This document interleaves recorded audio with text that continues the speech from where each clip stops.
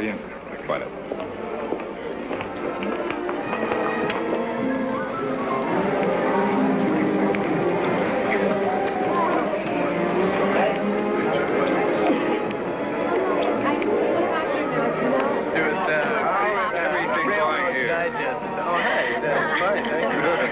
John, I'm delighted you finally lured these two talented people away from New York. It was an act of desperation. Could not stand to see Amy and Gil making all those fine pictures back there. It just made things look so bad for the rest of us, you see.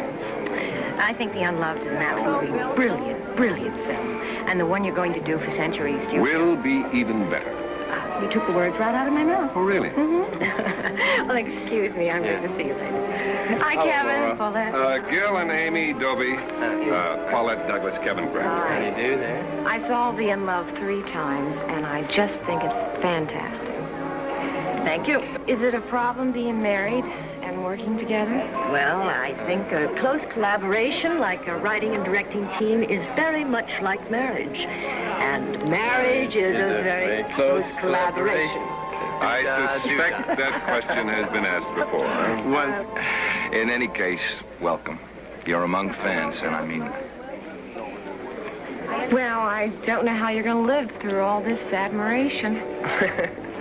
I don't think we're going to, but thank you both very much. There's Dick. Thank you. Well, I could do with a drink. Let me get it for you, Amy. Nothing, thank you. What would you like? No, don't bother. I'll just wander over and see what it feels like. All right, as you like. Well, are you on the wagon? No. The difference between my being on the wagon or off is like 2 drinks a month. Don't you remember? Oh, of course. You're the girl with the Scott Fitzgerald writing talent and the Shirley Temple drinking habits. Just as long as it isn't the other way around. Oh, yes. I remember those newspaper days in Paris. Very unusual. Hardly any booze. Just a lot of dedicated work, huh? Well, I was always a nonconformist. Oh, right. You know, I've often wondered why it was you and Gil didn't come out here long before this. Well, there were a number of reasons. Such as? There's one. And another. And another. Hey. You can hold your own against any of them, Amy. Thank you. Gallant John. Oh, thanks, Nina.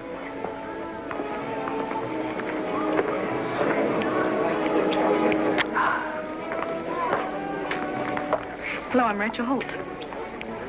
Hello, I'm Gil Dobie. Yes, I know. Oh, I just wanted to tell you I saw The Unloved thank you. and hated it. Hated it. Oh, I loved your directing, but I hated the subject. Well, I'm sorry about that. You want me to refund your admission? I didn't pay. I really think off-campus could be a totally different ballgame. In what way? I read the script, and with you directing, I think it should be a winner. How'd you get to read it? Sorry, trade secret.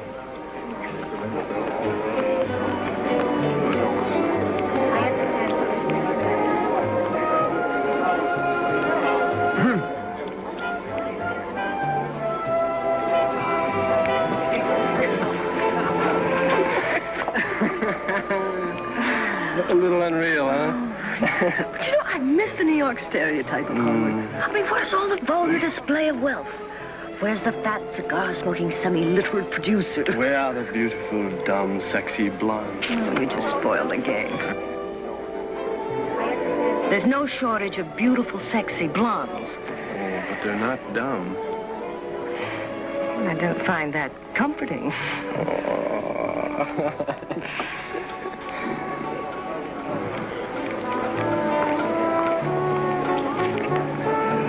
I find that comforting. Yes.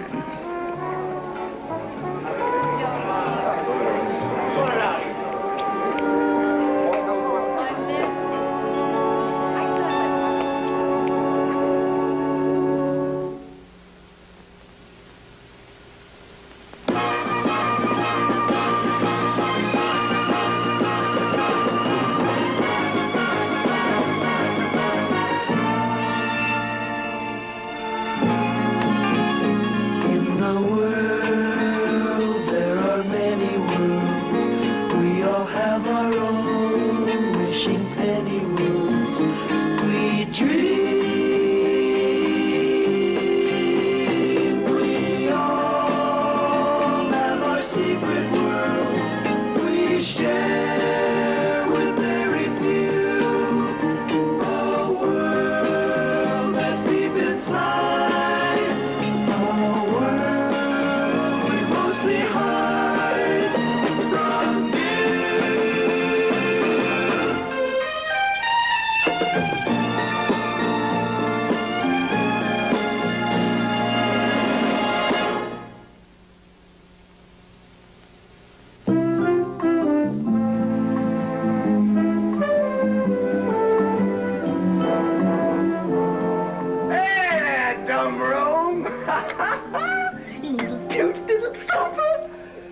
And you, swimming pool. And you, orange tree. And all you tropical plants. I got a question for you. One question, and the question is, what are a couple of nice kids like us doing in a dumb joint like this? If the answer comes back just lucky, I guess I'll scream.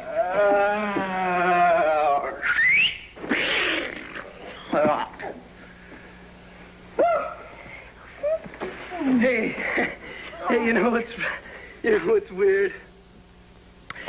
Is I kept seeing these people and smiling at them, knowing I met them somewhere before. Well, I couldn't remember their names.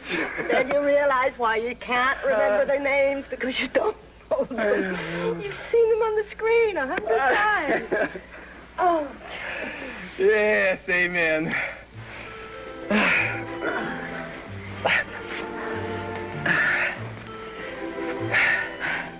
Did you notice how some of those girls are actually prettier than they look on screen? It took a lot of effort, but I managed not to notice that. Yes.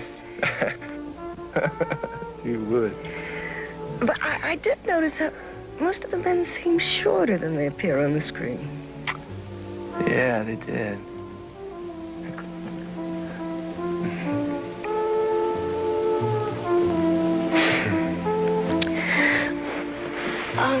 Gil.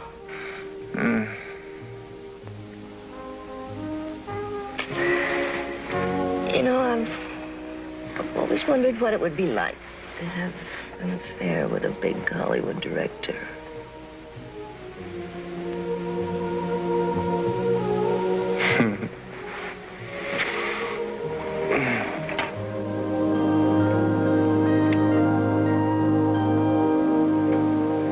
You kept referring to our host's coffee table as being very unique. That's wrong, logically and grammatically. Oh, for crying out loud, Duncan, everybody says it. Susan Morgan said it. Susan Morgan is the wife of a mathematics professor. You're the wife of an English professor. You know, I can't believe this is happening. I mean, it's 3 in the morning, and you're giving me a grammar lesson. And another thing, Nelda, please stop saying that you feel badly, unless you mean that your tactile sense isn't functioning well. Well, you know something, Duncan? I feel bad. Very bad. Good. That's the problem. No. I feel bad because I can't help thinking there's something other than my grammar that's really bothering you. It's late. I'm going to bed. He exits to the bedroom, etc., etc. Beautiful reading, just lovely. Beautiful. Thank you. Gretchen has a very impressive list of credits. Well, I can see why she would. Thank you, Gretchen. We'll be calling you very Oh, soon. great. Thank you very much Thank for you so coming much. in, really. It was a little strange reading with Laura doing a man's lines. Well, that's so Mr. Dobie could get a good look at Oh, you. Laura, thank you so much for having You're me. welcome. And You were marvelous. Can I call you next week for lunch? Yeah, we'll have lunch Oh, next great. week. Thanks again. Bye-bye, dear. Thanks for coming in. Bye-bye. Bye-bye. Well, how'd you like her? Fantastic. I knew you would. Listen, we have one more, Rachel Holt. She's under contract here. She said she met you at Bracken's party. Awful lot of people did party. Well, she's not exactly standard casting for the role, but she's very, very anxious to get the part. Come on in, Rachel. You don't remember me? Yes, I do. I didn't remember the name at first, but the rest of it I do recall. We have quite a bit of film on Rachel that you can see, although she hasn't done anything, exactly like Nelda. Well, that's one of the reasons why I'm so anxious to do it. Well, to be perfectly honest, Miss Holt, you're wrong for the part, physically. You're much too pretty. Well, the book doesn't say anything about Nelda being pretty or not pretty, and neither does the screenplay. Well, you don't look like the wife of an English professor, certainly not this English professor. Well, I'd like a chance to read for you. No, I'm sorry, Miss Holt, but you just don't fit the image of Nelda for me, really. You don't have the sound of Nelda. I'm sorry. I hate to be blunt about it, but, I can't convince you. No, I'm sorry. Okay. I'm sorry I can't convince you. But thanks for the honesty. Mm-hmm. Rachel.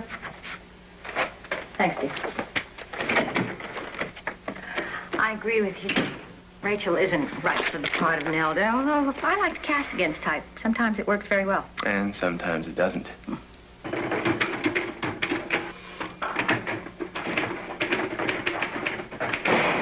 Hi, babe. Oh, I have to find a location. You want to go for a ride with a nice man? Oh, I promised myself that if I finish 3 more pages, I take the rest of the afternoon off and go to Beverly Hills to shop for bathing suits. Ah, good. How's it going? Fine. If that English professor's name were Jones instead of Llewellyn, the typing would go a lot faster. Uh-huh.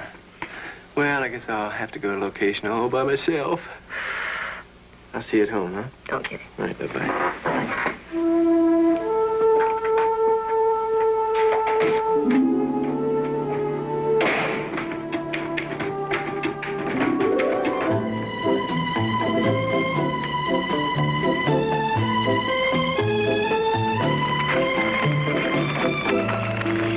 You won't need the map. You have me. Official guide to the San Fernando Valley. I know you have a location fine, and that you're new to California, so I offer myself as navigator. And in return? I get you as a captive audience to listen to my case. That's all. You're probably wondering why I'm coming on so strong over such a small part. Yes, you could say that. Well, it's simple. I would rather play a bit in a film directed by Gil Dobie than a lead in a picture directed by a hack. Well, that's very flattering, but, But what? I've been thinking about this image you have of Nelda. Now, wouldn't there be an extra something going between the English professor and his wife if she were too pretty? Extra what? Suppose Nelda was a pom-pom girl in college, you know, the cheerleader type, who marries the brilliant, shy young professor. You know, sort of an attraction of opposites. Like Marilyn Monroe and Arthur Miller. Well, that's an interesting thought. Off-campus test for role of Nelda. Take 3, speed.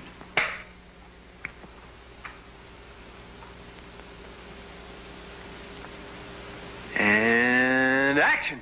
The word unique refers to a thing or quality that is one of a kind, without a single other example of that thing or quality in existence. Duncan, are you all right? Of course I am. I'm simply trying to tell you there is no comparative of unique. There are no degrees of uniqueness. A thing is one of a kind or it isn't. Duncan, do you know what time it is? You kept referring to our host's coffee table as being very unique. That's wrong, logically and grammatically. Would you get with it, Duncan? Everybody says it. Even Susan Morgan. She is the wife of a mathematics professor. You are the wife of an English professor. I can't believe it. It's 3 in the morning and you're giving me a grammar lesson. And another thing, Nelda. Please stop saying you feel badly, unless you mean your tactile sense isn't functioning well. You know something, Duncan? I feel bad right now. Real bad. Good. That's the proper idiom. I feel bad because I think there's something besides my grammar that's bugging you. It's late. I'm going to bed.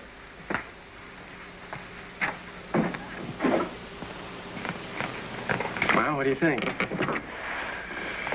Well, how about you, Amy? Well, the girl's a good enough actress. But I think she looks wrong for the part. She's too pretty, too sensual. No, that's what I thought at first. But think of this for a minute. The attraction of opposites, right? She was an outgoing, gregarious student. He was the introspective, passive teacher. They met on a computer date. Oh, come on, I'm serious now. The professor is attracted to her beauty, and she, in turn, is impressed, fascinated with his intellect. Or fascinated that such a man with such intellect would be attracted to her. But after a few years of marriage, his intellectualism is a drag to her, and her beauty is just sheer emptiness to him. Now, when he corrects her grammar, it's with bitterness and disillusionment added, which makes the scene after the faculty party much, much more effective. Yes, but what you just said about the past few years of their marriage, that's never revealed in the story. The audience knows absolutely nothing about Nelda's and the professor's past. Not in this version of the script, but Amy can work it in the rewrite. But Nelda's part is much too small to be worth working in a lot of pre-story exposition. A few lines of dialogue will do it. Amy? I'll give it a try.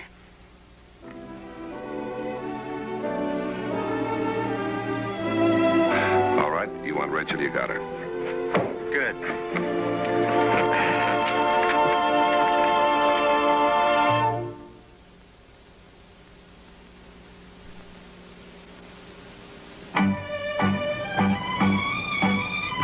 John. Hello, Kevin. you had a chance to read the new screenplay on the inner fire yet? Oh, I got scripts piled on my desk that high. I'll put it on top of the pile. Right now, I want to look in on Gildobi's first day of shooting. Thanks. Yeah. Maggie, she's totally lost her ability to reason. She's functioning on a purely emotional level, right? Right. So is Duncan, too, right? But I want more conviction, more passion, okay? Huh? All right, I'll buy that. You'll get it. Yeah. Oh, hi, John. Thought I'd drop by to repeat what I hope you already know. Okay. Any problems? If you need anything, you just let me know. Well, thank you very much. I appreciate it. However, I'm used to functioning with just a fraction of what you've given me here. Well, perhaps you'd like us to take something back. Not on your life, sir. Right. I'll leave you now. Good luck. Okay, thanks, John. Mr. Bracken. Rachel, Thanks. Mr. Dobie gave you the part. Yes, but you had to okay it. So thanks. Rachel, you never owe anyone anything for casting you in a role, except your best performance. Filmmaker always uses the best actor available unless he's a fool. And a fool's hardly worth bothering to thank, is he? Good luck to you.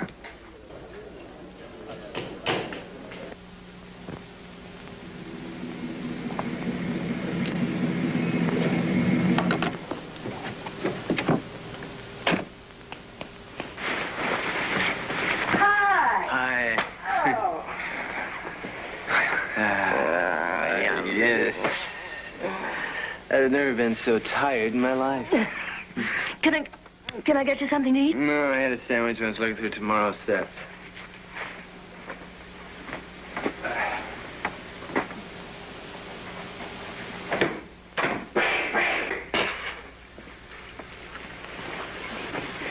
Okay, have you figured out all your camera moves and staging for tomorrow? I mean, can you go in a little later? Honey, you probably won't be able to get to sleep because of the tension and... Why do I do that? I know he can't hear me when the water's running.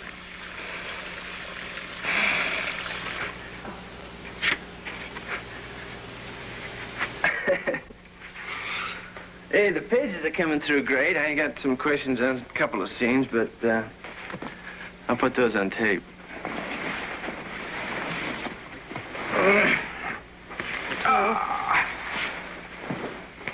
You know that scene didn't play the way we discussed it.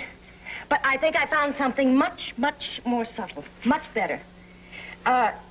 You remember, we cut directly from Duncan in the sit-in to the long walk in the woods. Well, let me show you what I've done. You're quite an audience, mister.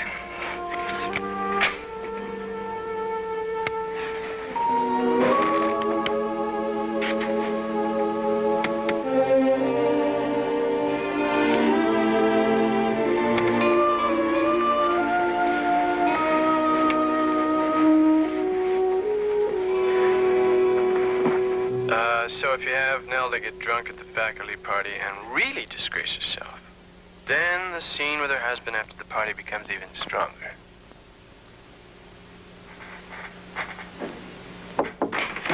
Mrs. Dobie, I reached Mr. Dobie's set, and he said he can't have lunch with you today because he already has a lunch scheduled. Oh, thank you.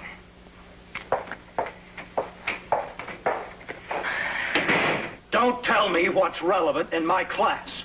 I happen to think everything James Joyce wrote is relevant because it happens to be about the human condition. The human condition.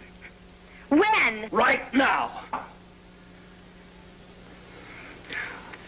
All right, that's it. The meeting's over. Listen, Mr. Llewellyn. The meeting is over.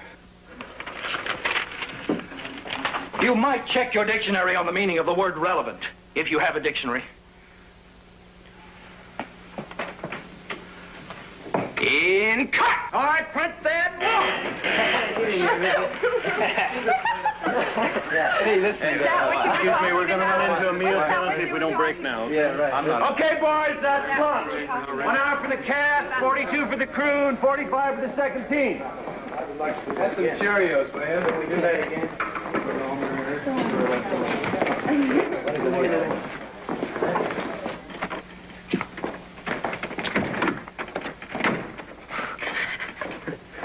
Well.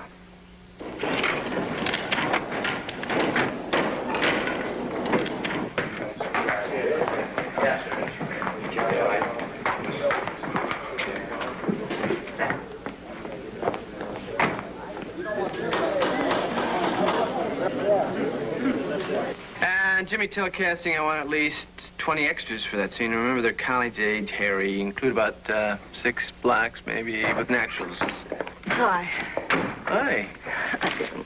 Listen, I have to have a minute with you. You get home too late and too tired at night for a useful discussion, and tomorrow you'll be off on location. All right, well, sit down. What's up here, little girl? I cannot tell you how strongly I disagree with your idea of Nelda's getting drunk at the faculty party. But you just did, didn't you?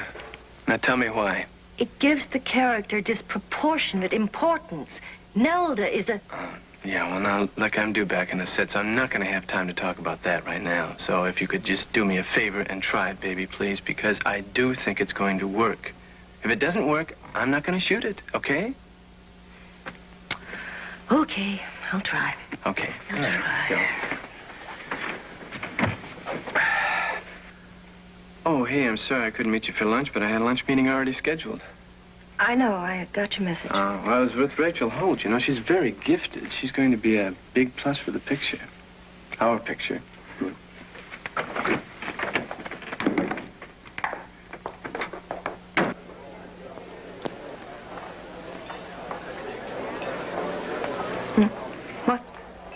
What? What? I didn't say anything. I'm sorry, John. I thought... Oh, well, let's drop it. No, let's not. Do you realize that I canceled a very important business lunch this afternoon because I knew that Gil was going to be on location and that you would have to eat lunch alone? And I didn't want that because I want everything to be right. Well, the script is going beautifully. No, I didn't mean the script. I mean you. I want everything to be all right with you. But why shouldn't everything be all right? I mean, here we are in Hollywood, Magic Town, USA. Why shouldn't everything be all right in this best of all possible worlds? Okay. Now, we've been friends for a long time. If you ever need any help professionally or personally, I'm going to be very upset if you don't call me.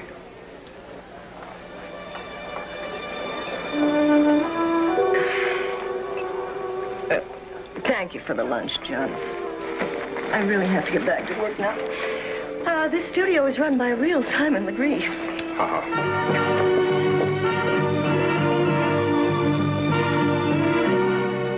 I agree with you, Gil. The quality of that front projection is absolutely fantastic. And it happens to save time and money. So Yes. is there anything else? Anything else, babe? Nope. Okay. Dailies are outstanding. Hey, glad you like it. And the new pages, Amy. Excellent. Most of them. It's just one word of caution. I think giving Nelda that big drunk scene at the faculty party, it's a mistake. It gives the role of Nelda too much importance for its function in the story.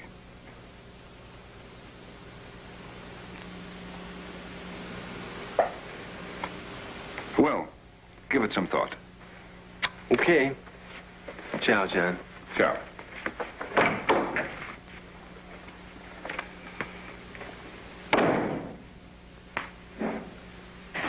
Look, you forced it into the script over my objections, and you let John Bracken think it was my idea. Why is it suddenly important that we give a pedigree of every idea in the script? That's not the point. I was waiting for you to defend the idea. I certainly couldn't.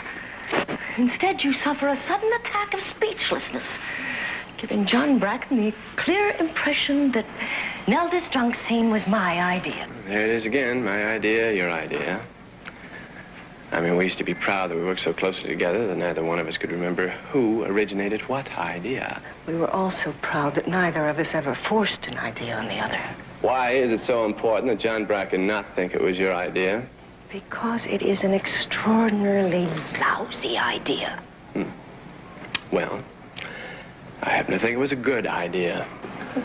And I also think that neither you nor John Bracken would recognize a good idea if it introduced itself to you.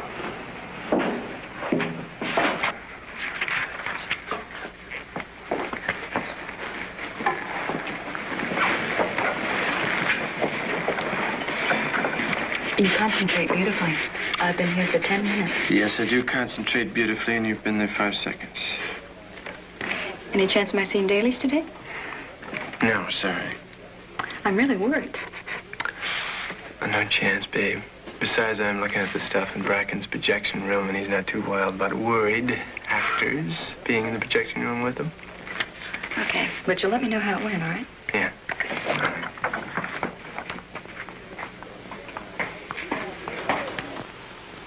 Listen, Duncan, baby. Is that what you married me for? My grammar? You are the wife of an English professor. Tell me what you married me for, Duncan. Come on. Tell me.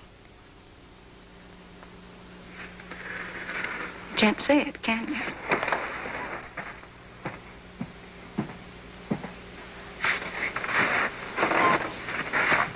Well, I'll tell you, Duncan, baby. It had nothing to do with my command of the English language.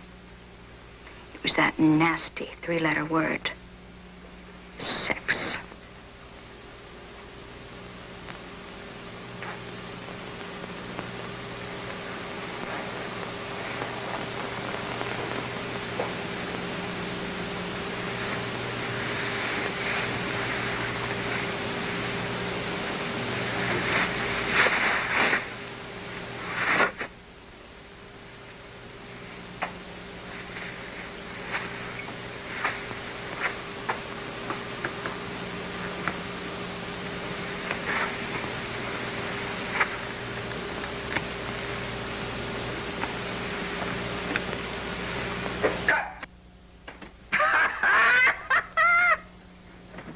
We didn't tell Don King and Rachel was going to take her clothes off. Did you see his face? It all worked for us. Oh, boy. Well, now, don't tell me you're going to go Victorian on me. You're going to object to a legitimate sex scene in this day and age?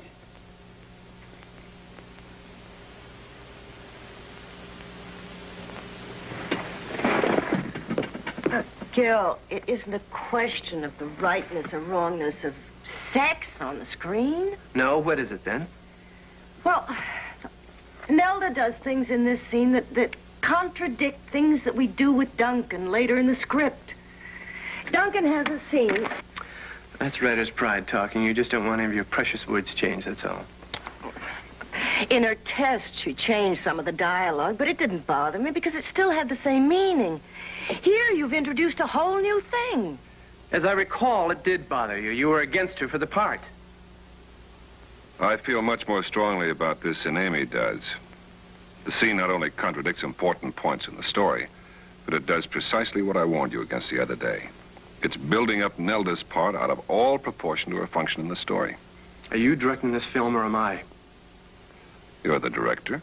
In that case, you let me direct and you stick to your function, which is to give me money and facilities. Gil! I have a great deal of respect for you as a director, Gil. What we're discussing now is a matter of concept, specifically Nelda's role. John is right, Gil. It's a matter of concept. Oh, this is just beautiful. You and your old buddy John Bracken are going to gang up on me, right? Gil, you're wrong. Gil, you're wrong. Gil, you're wrong. I'm sick of it.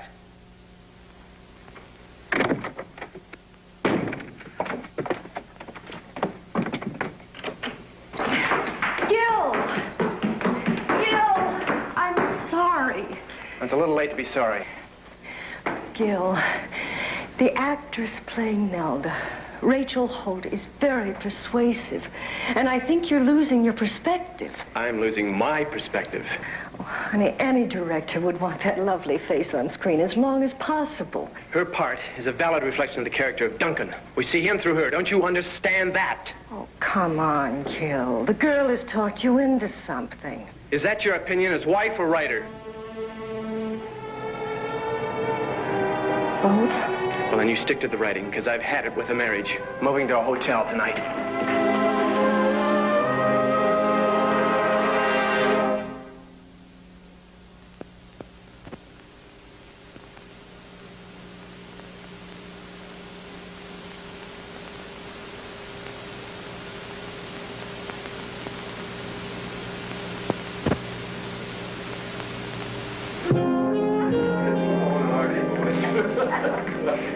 Well, all right, if you don't buy that, look. What? Over here. Yeah. All right. That doesn't make any sense. Really, does it? Gil, just a minute, one question here. When we move... This revised schedule stinks, Bobby. I don't want to shoot every scene over there in the office and then come over here in the student union and shoot everything here. I want to shoot in sequence. Gil, it's a budget problem. That's your department, not mine. I don't want my actors jumping from here to there in the script. Well, the name of the game is compromise. That's your game, not my game. Excuse me. Thanks.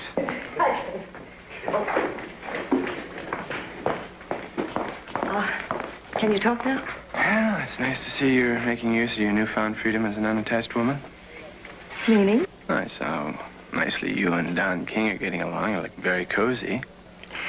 He had a question about a scene, and I answered it.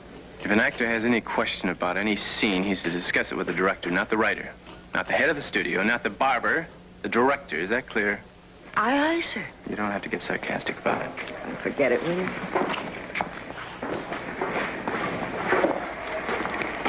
Let's get to the pages you wanted to discuss. The tea with the English department wives. I'm not going to shoot it the way you wrote it. What's wrong with it? I don't like the way you wrote Nelda. She's bored, and I want them to know she's bored. The audience will know it. I don't mean the audience. I mean the people there, the ladies, the hostess. I want them to know she's bored. I want her to say she is bored. You mean she no longer cares about antagonizing the wife of the head of the department? Yes, she cares, Amy. I want her to say it in such a way that she does not antagonize Mrs. What's her name? Mrs. Owen. Owen. Gil, how do you insult someone without antagonizing her? Amy, do I have to spell it out for you? All I want her to do is say to Mrs. Owen that, Why don't you dictate your idea? And then I'll try to come as close to it as I can.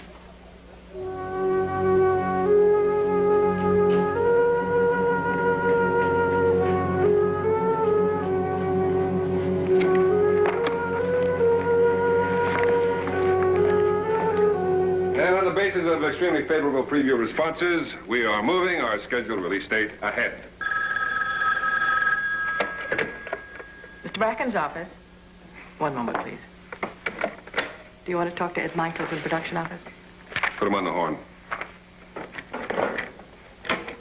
Yeah, Ed. Hello, Mr. Bracken. The Gil-Dobie Company on stage 6 completed one setup at 9:55 this morning. Nothing since. One setup all day? What are they doing now? Just sitting around. this is the worst tea party since the one in Boston. Now, forget that, too. Gil? What's the problem?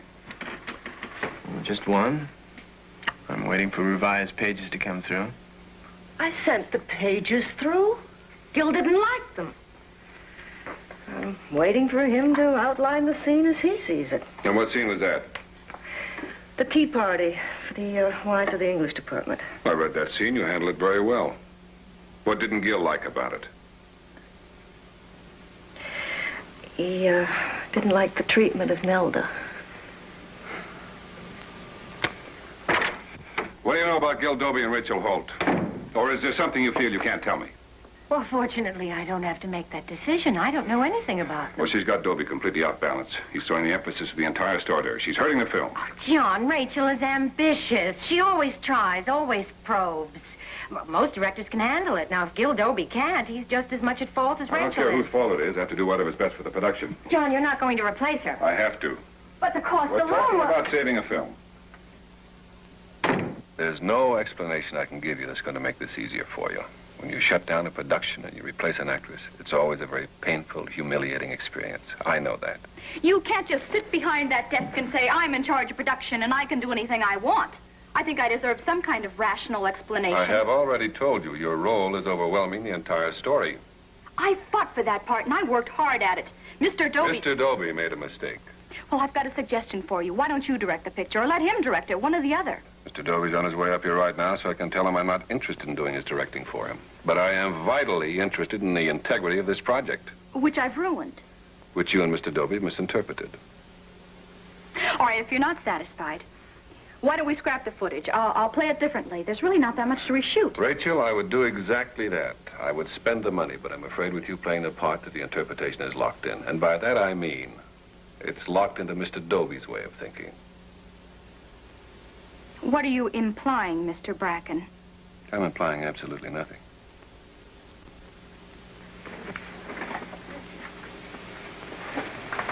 This is going to hurt me all over town, and you know it. Rachel, when an actress is replaced in a major production because the small role she is playing is overwhelming the entire story, there's no danger to her reputation.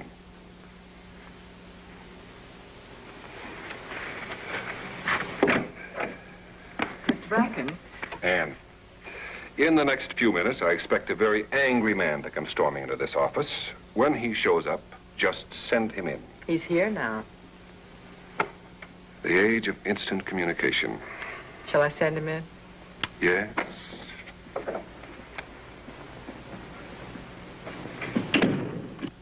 Why, Kevin. And how are you? Angry and bitter, for starters. The uptight society, that's us. Listen, John, we've always been very honest and direct in our dealings with each other. But the way I've been treated the past few weeks really stinks. Now, I do not like the runaround I'm getting on the inner fire. The stalling and the refusal to give me either a definite yes or a definite no. And you won't accept a definite... I am going to lose Elliot Gould. All right, all right.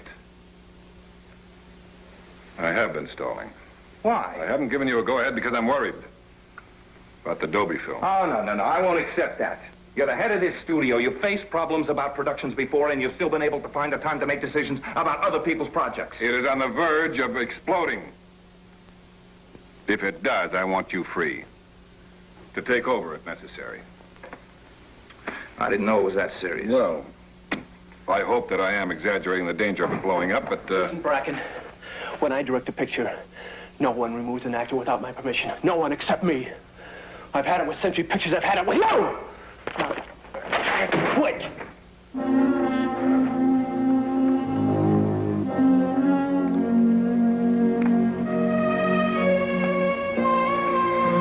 Well, you've got your job cut out for you, Kevin. Off campus is all yours.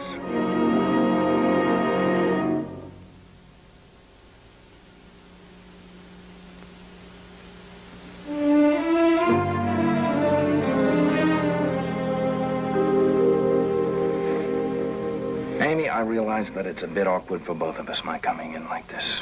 Especially with a team as close as you and Gil have been. Now, all I can say is that I will do my very best. I know you will, too.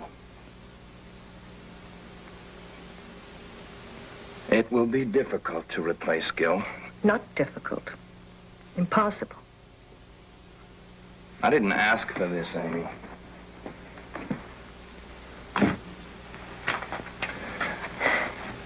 Look, I think the script is terrific. And so is most of the footage that's already been shot. In fact, I'll be sharing the directing credit in the picture with Gil. I don't think Gil will allow his name on a film that contains material he didn't direct. All right, Emmy, if that's the way you want it. While I reshoot the Nelda scenes with a different actress, I want you to finish the revisions. I want the hostage scene on my desk by tomorrow night. Is that clear, Mrs. Dobie?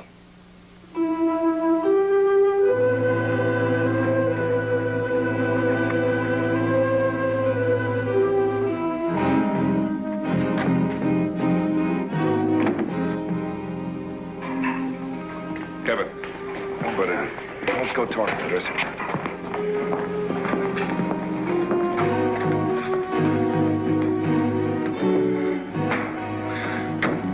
I'm sorry about the mess. It's inherited it from Gil. He left this, too. I was going to give it to Amy to get back to him, but I thought it might get a little awkward. I'll give it to me. I'll have my secretary get it back to him. What I started to tell you on the phone, John, is that things are going very well. Good. But I am worried. About what? Well, so far I've been shooting pages that were already written. But these latest revisions of Amy's are... Well, they're lousy. I know. I read them. It's second-rate work by a first-rate writer. I can't make any contact with her at all, John, because of our hostility. I mean, she still thinks that I aced Gil out of his job in some sneaky way. I can straighten her out on that. Fine. Even without the hostility, we still have problems. And Gil and Amy have worked together for so long and so closely that they've developed a special rapport, special lines of communication that just don't hook up well with other people. But do hook up well with someone you love. Yeah. Oh, excuse me, Mr. Bracken. Not now, Bobby, No, you please. go ahead, Kevin. I'll wait. What is it?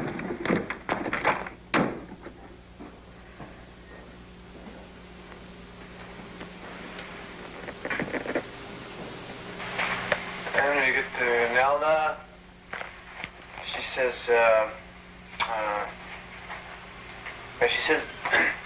Nelda, this is the lousiest party I've ever gone to. No, forget that. Well, she says it's sort of like a joke, only we know it's not funny.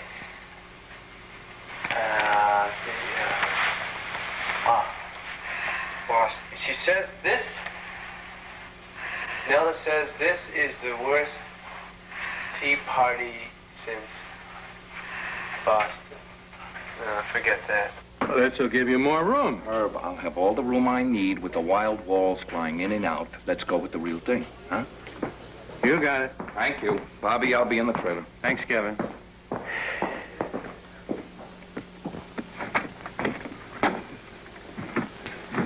I've been listening to Gil's attempt at writing a scene. It's pathetic. Yeah, well, the writing is Amy's department. And he's totally dependent on her. Seems to me that she is just as dependent on him. A team of one-legged acrobats. Now, I think your hunch is right, John. You know, this thing with Rachel wasn't just a sex thing with Gil.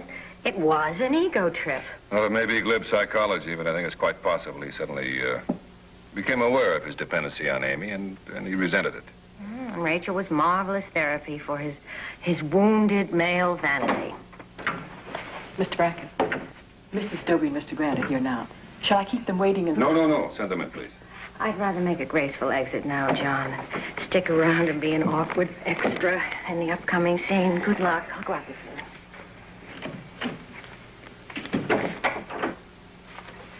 Hello, Amy. Come in, Kevin. Sit down, won't you?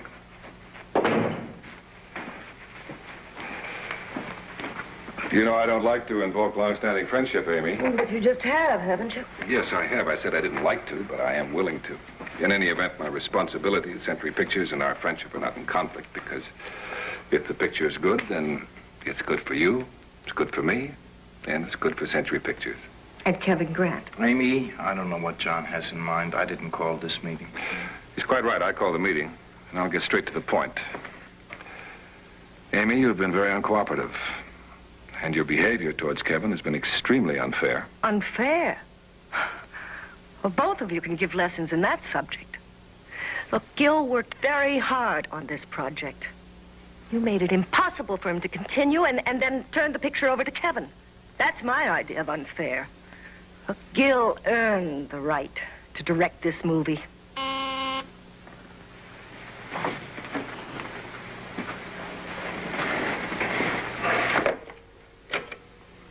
Yes. Send him in.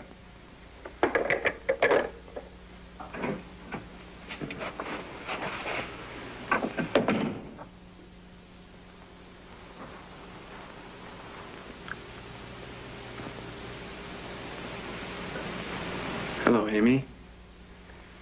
Hello, Gil.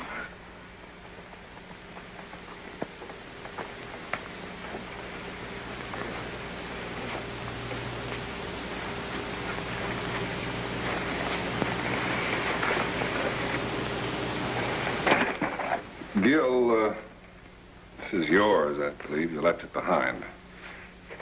Thank you. I listened to the tape. I hope you don't mind. If I sue you, it won't be for invasion of privacy. Oh, well, that is a relief. Amy, this is the last batch of pages you wrote. Now, Gil, I listened to your attempt to write a scene. It's convinced me that you have very serious shortcomings as a filmmaker. Without Amy. And Amy, this is second-rate. My blunt opinion that you're ineffective. without guilt. Now, there's something here I'd like to read to you. I cut it from a New York paper a few years ago. It's written by a very talented, perceptive filmmaker. Forgive me, but I think his words are relevant. The ideal filmmaker creates his own story, writes his own script, and then directs it. Handicapped craftsmen, that is to say most of us, directors who can't write, and writers who cannot direct, should blame God rather than each other for their limitations. Professionally, they are both cripples, as hopelessly dependent on each other as a team of one-legged acrobats. Neither can complain of the other without revealing the unhappy truth that he himself is but half a filmmaker rather than a whole one.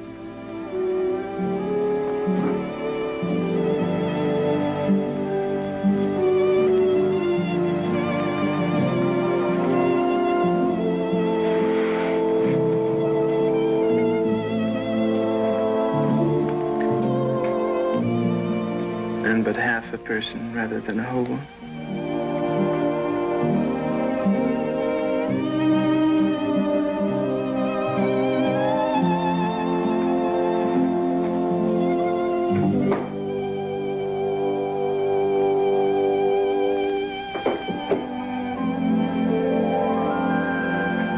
Quite a roll of the dice, John, asking Amy and Gil to come here at the same time. I could have resented that a lot and just walked away from each other.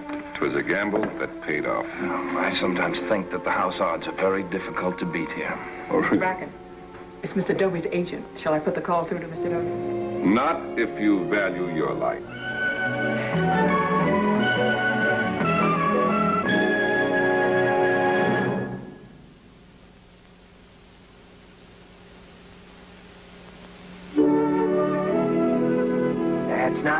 That's not bad. If we take that speech and switch it with the one she has at the end of the airport scene, huh?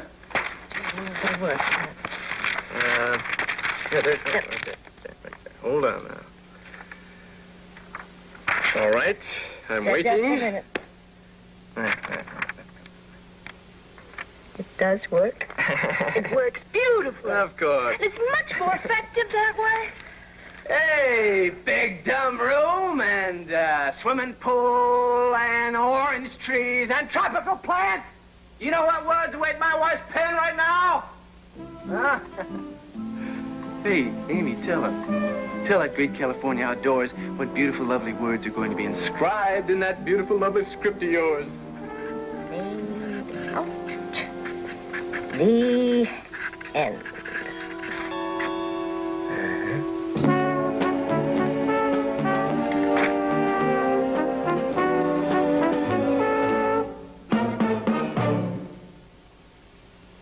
After this message, Bracken's World will preview some scenes from next week's show.